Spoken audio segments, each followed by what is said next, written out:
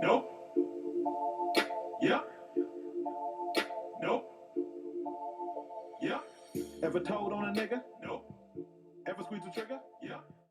Hey everyone, welcome to the first ever episode of the Mitch and Sass show. Sass, what's going on? Hey, not much. Not much. Just chilling out here in Jersey City this weekend. Nice. What's going on in Saco? Same thing, except I'm in Saco, just hanging out. You ready to do this? Let's get the show on the road. Let's get rolling.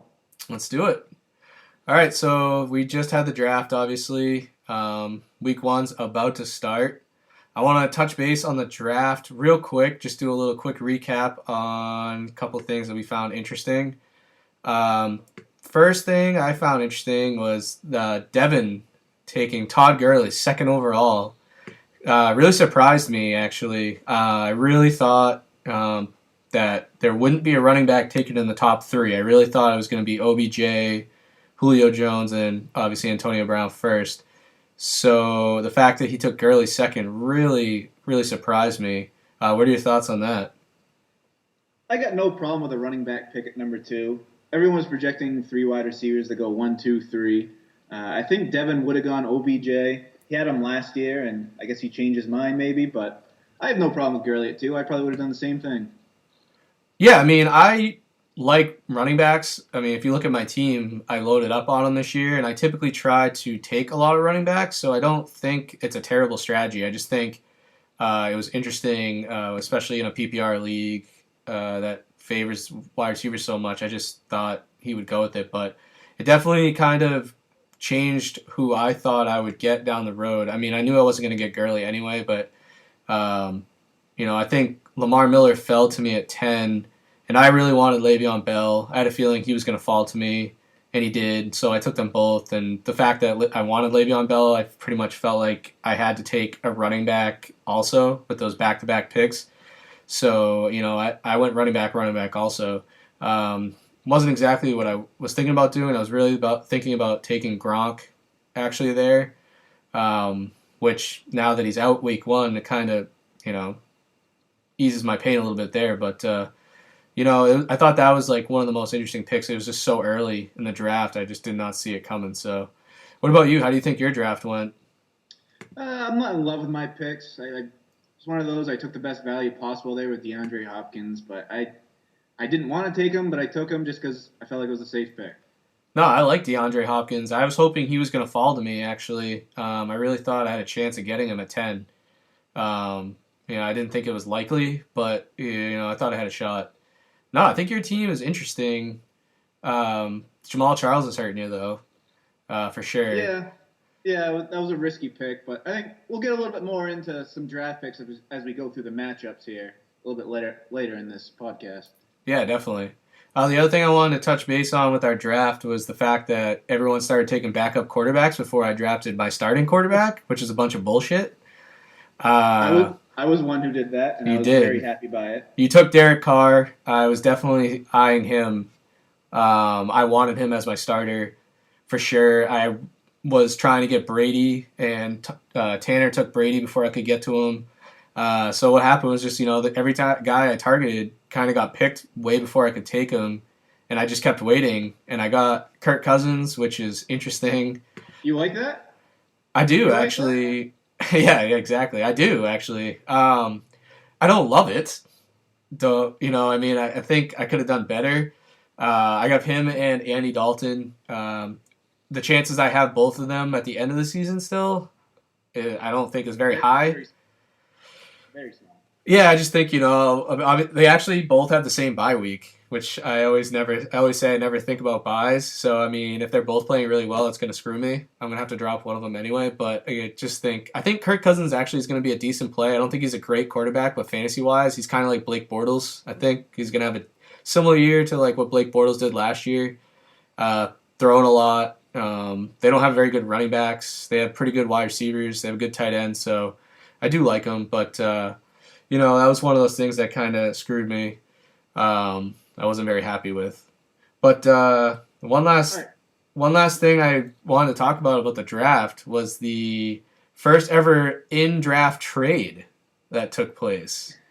Unprecedented trade between Pike and Joe. I liked it. I liked the strategy there. It was interesting. What were your thoughts on the trade?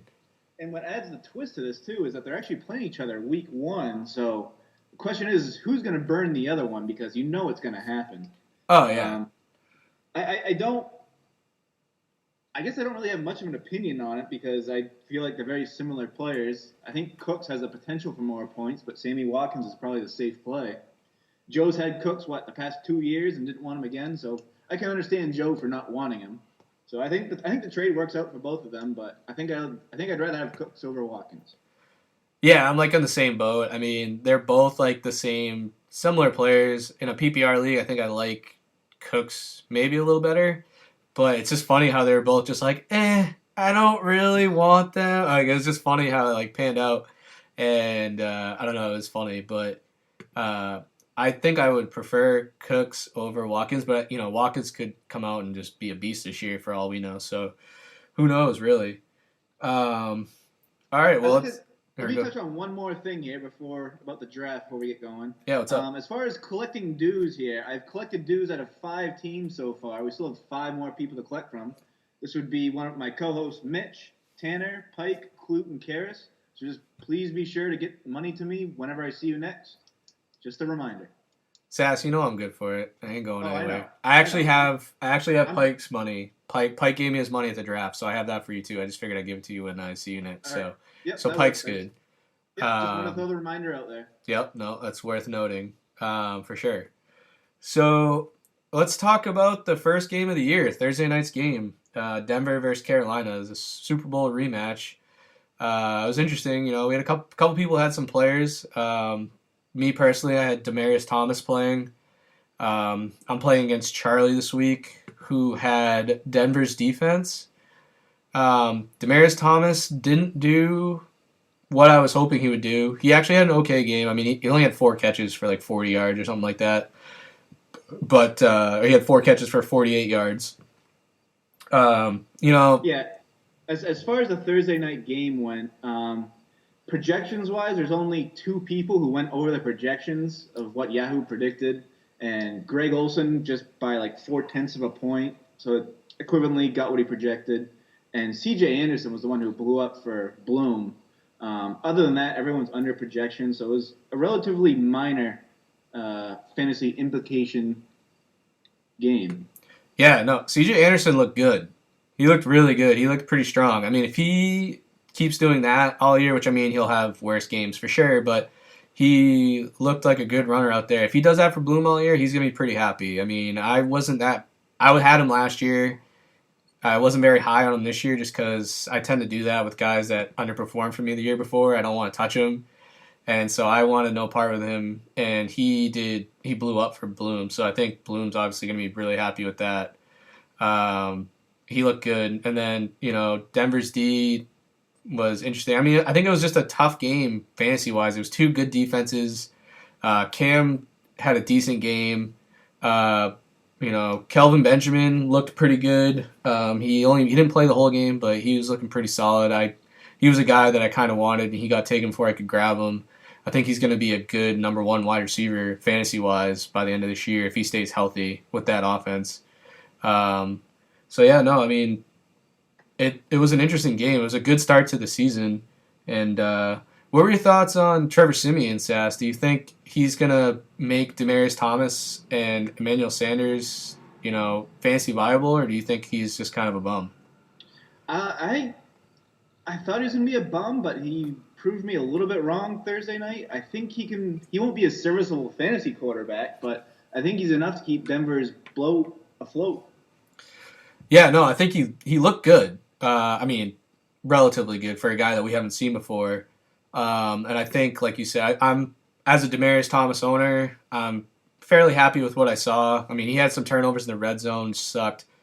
And like you said, I don't think he's going to be fantasy relevant necessarily, but I don't think he's going to hurt those players. Because that was a general concern I had for sure when I took Thomas was, or whoever, I'm not even sure who has Emmanuel Sanders, but whoever had him, those were major concerns I had. Obviously, who's throwing him the ball, and after that game, I'm pleasantly surprised with what I saw.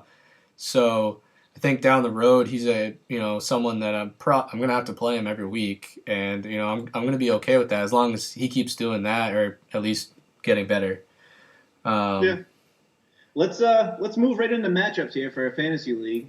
Yeah, let's do it. So I'm gonna start.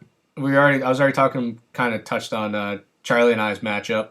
All right, so let's start there. So we'll just keep going from there. So obviously I had Demaryius Thomas that played. He only got me 7.8 points. Could have been a lot better, but it could have been worse, I think. He had Denver's defense, got him 6 points. He's projected to get a lot more points than me, 30 points more than me. Yahoo has it projected at about 26 points spread for Charlie. It's ride or die with Eli. He could put up negative points for you. He could put up 40 points. You have no idea what the hell you're getting out of him. Yeah, and he had Dak Prescott starting and has changed to Eli, which is interesting. I think that's probably a safer play. What's interesting too is Eli or the Giants are playing Dallas. Right. Yeah. They're playing against each other. So that's kind of funny. He's gonna have both his quarterbacks playing against each other. But I'm actually going through the list. It's crazy, like how high his guys are ranked ahead of mine. But it's valid. He's got a solid team. And I've noticed with D'Angelo Williams, both ESPN and Yahoo have him ranked for 15 to 16 points, which is really, really high. I don't believe he's going to get that many points. He's overprojected, I think. Yeah, I think it's going to be a shootout in that game, which is good for me because I have Kirk Cousins. So that's going to be interesting coming Monday night. He's got D'Angelo Williams and I got Kirk Cousins. That's going to be a big game, I bet, for us. And he's got Antonio Brown. The other pick of Charlie's that I was a little questioned about was his Eric Decker pick. I felt like he took him a little bit early. I don't remember exactly what round it was, but for a number 2 wide receiver, I think Charlie took him like 6th or 7th round, which is pretty early. And 14 points is another high projection for him. So I think this 25-point spread that Yahoo has, I don't picture it being that way. Yeah, I mean, I think it should be closer. I think he should be favored more than me. He's got a good team, and I think his team's suited better than me. I don't have Le'Veon Bell, which doesn't help. I knew that was going to be the case, but he's got a solid team. He had Kelvin Benjamin on his bench and didn't play him, so I mean that kind of sucks for him. So hopefully D'Angelo Williams, for his sake, does better than what Benjamin put up. But I think it's going to be an interesting matchup. I don't like my defense, New England's defense at Arizona. I don't like that, but I think. I still think Charlie's going to pull out the W here. I think a lot will depend on Kirk Cousins against the Steelers defense, which Steelers secondary does give up a lot of points. So if Kirk Cousins blows up, that could be enough to put you over the top. But if that doesn't happen, I think Charlie's got this week. Yeah, well, Charlie's got Jordan Reed too, so that doesn't help me. So yeah, it's going to be an interesting matchup between us for sure. I need Latavius Murray to go off. I need, Jeremy Langford has to have a good game. I don't feel good about this week. I knew that it's going to be tough sledding for me the first 3 weeks without having Le'Veon Bell. And so I don't feel great about it. I mean, I think I have a chance for sure, but I don't love this matchup this week. Interesting side note for this week, Sass. Charlie and I have a side bet on this matchup. He came over this week. What's the wager? I gave him ahead of time a farm to face because he came over here today, and so it's a farm to face on the table. If I win, I get to pick any beer I want from his deep stash. So we'll see what that turns out. It'll be something good. Some Allagash sour. A wager on your part. Whatever. I mean, if I win, I get to pick any beer I want. So he didn't get to pick. You need to work on your side bets. Well, that's why you're here. We're going to talk about betting later. Yeah. All right, let's go. Let's move on to Big Sexy Dad Bods against the other Ron Browns. Let's do it. What do you got for us? Obviously, Bloom is off to a quick start with C.J. Anderson, putting up 28.9 points. You really can't ask for more out of that. As you touched on earlier, he's going to have a big season because that offense is going to go through C.J. Anderson. He's going to set up what Simeon does, and they need Anderson to do well. So Bloom's off to a good start there. With Klute's roster, it's interesting. He could put up a ton of points one week. It's going to depend a lot on his Crabtree and his Tyler Lockett combo.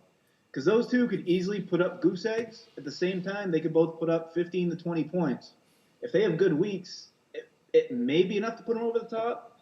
But even Yahoo's spread has Clute winning by 7 points. And this is before, obviously, the C.J. Anderson blowout. So what do you think? Yeah, no, it's an interesting one. Obviously, C.J. Anderson's good. I think another big thing with C.J. Anderson this year that's helping him is he doesn't have Ronnie Hillman behind him. I mean, he's got Devontae Booker, who's supposed to be, this decent rookie that came out, but he fumbled his first play of the game. And I think Ronnie Hillman I know C.J. Anderson was hurt last year, but Ronnie Hillman was a pretty good backup. He stole a lot of carries from him. So him not being there now, I think C.J. Anderson's a guy with maybe Devontae Booker is a third down guy. And Booker fumbled his very first snap, which right. is not going to bode well for him. No, I mean, if he does that 2 or 3 more times, he could be cut or benched, or then maybe they bring Ronnie Hillman back. Who knows? But I think that helps him for sure. I'm actually surprised that Bloom's projected to lose this game because I think his team's pretty good. I think he reached on Andrew Luck a little bit as his quarterback. I think Luck's due for a good bounce back year. I think it looks like a reach right now, but at the end of the season, I think it'll end up being a solid pick. So I think Bloom will take this week from Clute. Yeah, I mean, he had a couple guys that I had last year that failed me, and I was like, I don't want any part of them, with Andrew Luck and Carlos Hyde. I think Hyde could have a decent game this week at home against the Rams. The Rams defense is okay, but I think they're a little overrated, to be honest. And I mean, Clute's team is interesting. Crabtree and then the Tyler Lockett at the flex. I mean, he's got Jeremy Hill on his bench, but Jeremy Hill has a tough matchup at the Jets. Blount has a tough matchup at Arizona. I mean, they're just going to be stacking the box on him. The thing is, week one, no one's going to play matchups. You're going to play who you drafted early. It's just the way it is. You're gonna stick with your matchups regardless. I guess, but he probably took Jeremy Hill ahead of Tyler Lockett. Yeah, maybe he did. Maybe he didn't. I don't remember. Yeah, no. So I mean, it's interesting. I think it's tough. I think I like Bloom in this matchup. I think his matchups are a little better. And obviously the start with C.J. Anderson. Oh, I didn't realize Clute had Carolina's defense too. So I got him 8 points, was a little under the projection, which it's all right. You get 8 points from your defense. I'd take it. Yeah. All right. But so yeah, we're both on Bloom there. Yeah, I'm gonna take Bloom in this matchup. All right, let's go to Steel Shitty Rapist against Musk of the Minotaur. And we can thank Joe Karras for my team name because I lost a toilet bowl matchup game, and as a reward, he got to name my team, and he named it quite well, I feel like. Yeah, and I'm hoping he changes the team name every week. I really enjoyed that idea. I think that's a great idea. Why limit yourself to one awesome idea when you have so many? You can just keep throwing them out there. So keep them coming, Joe, for sure. All right. So for notes I had on this matchup, I got a lot of question backs at the running back position. Obviously, Jamal Charles is out. I was going to go with Ware, their backup, but I'm hearing a lot of things about Charkandic West taking a lot of carries as well, so I'm not quite sure if I'm going to play West or if I'm going to go Ryan Matthews there. We'll see. Foster is actually the primary back. They have Jay Ajayi not even dressed for tomorrow's game, but he's at Seattle. So Foster's going to be the workhorse, but is he going to get much? Ajayi's not dressing at all? He's not dressing tomorrow at all. Oh, is he hurt? Or are they just... Wow. He's scratched. It's what they're doing. I didn't know that. That's crazy. Yeah. Inside news here. Yeah, wow. Late Josh bringing the breaking news here on the Mitch and Sass show.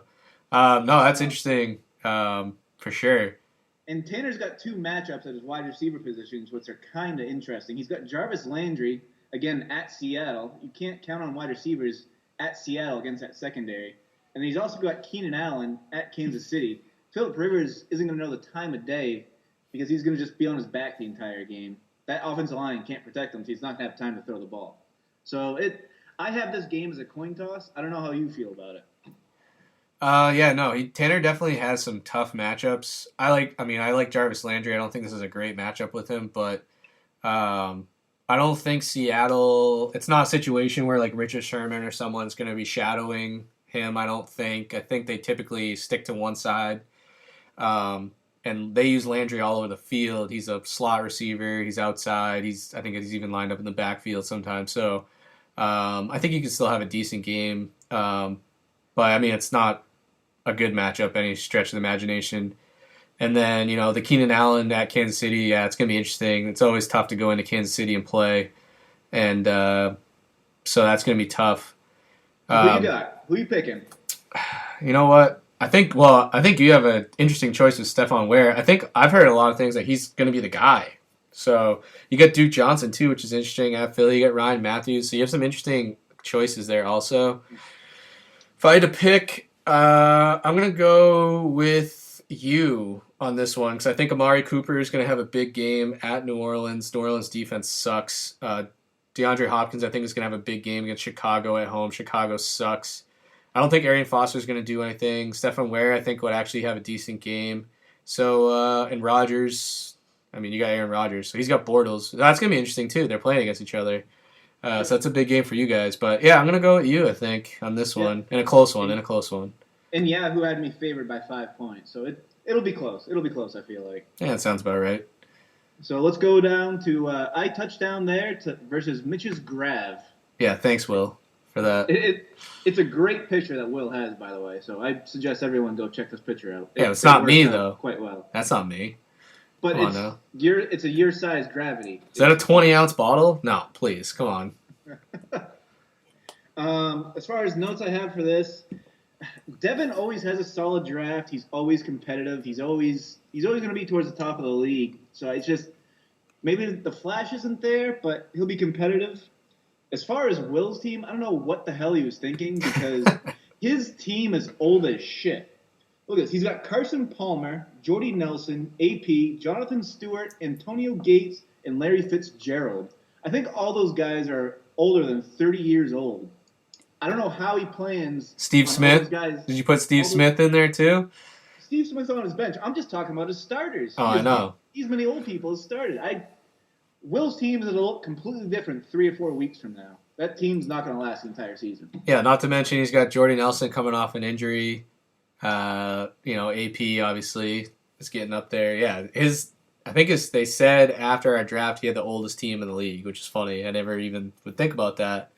Yeah, he's got an interesting team for sure. But it doesn't mean it's bad necessarily. I think his team's decent. I mean, Jordy Nelson, if he does what he did 2 years ago, is going to be good. Mike Evans, I think, is going to have a big year this year. Carson Palmer, obviously Arizona's going to be good. Jonathan Stewart and Antonio Gates, I don't like at all. I didn't think he would even get drafted, to be honest. Same here. I really didn't think he'd get drafted. Fitzgerald, yeah, I mean, he was good last year. So, I mean, he's got Edelman, too, on his bench. Like, that's probably going to be someone he plays at a flex when Brady comes back for sure. And as far as Devin's team, he's got Cam. Cam pretty much he was 1 point below his projection. He took Gurley, obviously. He's got a pretty decent team for Devin's standards, I would say. DeMarco Murray was an interesting pick. I think he reached on him. Luckily, he grabbed Henry as his kind of a handcuff because I actually think Henry's going to be a pretty solid player. He's just a beast. But yeah, no, this is an interesting team, interesting matchup. I think Devin started strong and then kind of wavered at the end of his draft. Yeah, he drafted from a volleyball court. So yeah, that might explain it. He was setting up too many spikes and not making enough fucking timely picks. He was looking at too many dudes without shirts on. So who knows what was going on in his head? But Yahoo had Devin winning by 7 here. I think Devin rolls here quite easily. I think it'll be a 20 or 30 point blowout. I am going to take Will just because I think, I don't know why. If you're going to have Gates on your team, he's going to do something the first 3 weeks and then he's going to get hurt. So if he's going to do anything, it's the first 3 weeks and then he's going to get hurt and he's going to be useless. So you might as well get something out of him now. His big toe's already hurt. He's already done for. Forget about of course. First hit he takes, he's going to disintegrate. He's going to be poof. It's going to be gone.